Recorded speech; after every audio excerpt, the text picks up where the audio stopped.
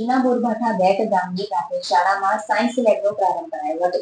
Alliance life sciences company અને જનજાગૃતિ ફાઉન્ડેશનના સંયુક્ત ઉપક્રમે શાળાના વિદ્યાર્થીઓને સંપૂર્ણ સાધન સામગ્રી સાથે સાયન્સ લેબનું નિર્માણ કરી અર્પણ કર્યું હતું. અંકલેશ્વર ગોલ્ડન બ્રિજની બાજુમાં આવેલા જૂના બોરભાઠા બેટ ગામની પ્રાથમિક શાળામાં અલાયન્સ લાઈફ સાયન્સીસ કંપની અને જનજાગૃતિ ફાઉન્ડેશનના સંયુક્ત ઉપક્રમે શાળાના વિદ્યાર્થીઓને સંપૂર્ણ સાધન સામગ્રી સાથે સાયન્સ લેબ અર્પણ કરવામાં આવી હતી.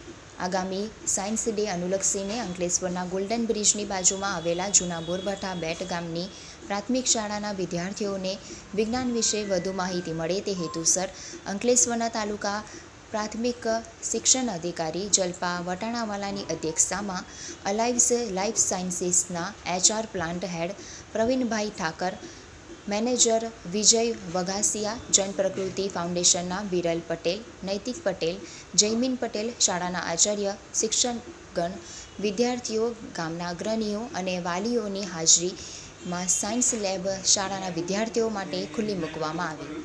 નમસ્કાર.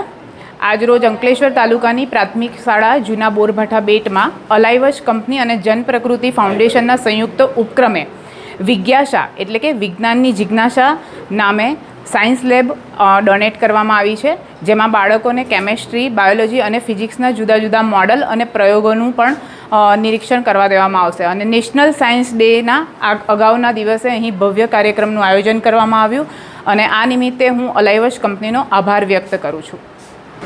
અલાયન્સ લાઈફ સાયન્સ જે પહેલાં ગ્લેનમાર્ક લાઈફ સાયન્સ લિમિટેડ હતી, એના દ્વારા જૂના બોરભાઠા બેટમાં અમે એક વિજ્ઞાસ પ્રયોગશાળાનું ભેટાપણ કર્યું છે, જે અહીંયાના છોકરાઓ સાયન્સ લેબને મહત્ત્વ આપીને નવું સાયન્સ પ્રત્યે જિજ્ઞાસા લાગે અને એના પ્રત્યે આગળ વધે, ને જેથી કરીને આપણે કેમિકલ જિલ્લામાં રહીએ છીએ, અહીંયા મોસ્ટ ઓફલી ઇન્ડસ્ટ્રી ફાર્માસ્યુટિકલ ને કેમિકલ છે, જેથી કરીને એ લોકોને થોડું જ્ઞાન મળે. અને આ અમારી આ 16મો પ્રોજેક્ટ છે, જે ભરૂચ જિલ્લામાં અમે વિજ્ઞાસા પ્રયોગશાળા અમે ભેટ આપી છે. અને આ વર્ષમાં અમે 24 નંબર ઓફ પ્રયોગશાળા અલાયન્સ લાઈફ સાયન્સ દ્વારા ભરૂચ જિલ્લાને દરેક સ્કૂલોમાં અમે આપીશું, જ્યાં એમની પાસે છોકરાઓ ઇન્ટરેસ્ટેડ હોય ત્યાં સાયન્સ ટીચર અવેલેબલ હોય.